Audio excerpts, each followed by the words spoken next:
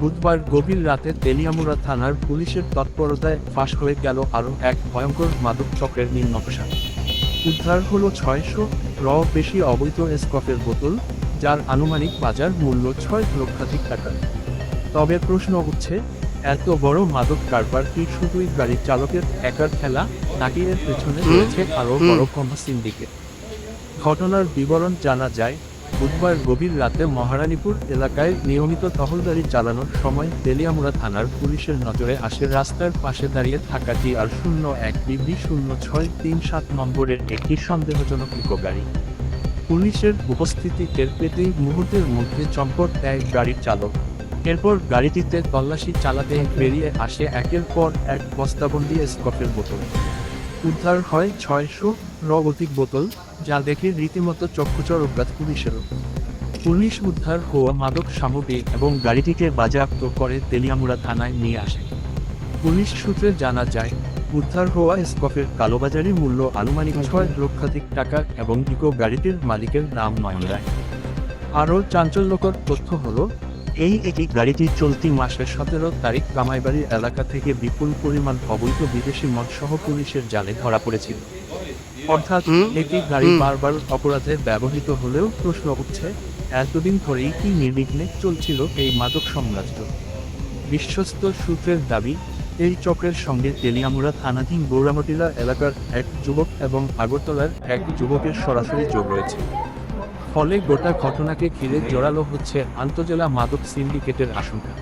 এখন দেখার বিষয়, পলাতক গাড়ি চালককে পুলিশ কত গ্রেফতার করতে পারে।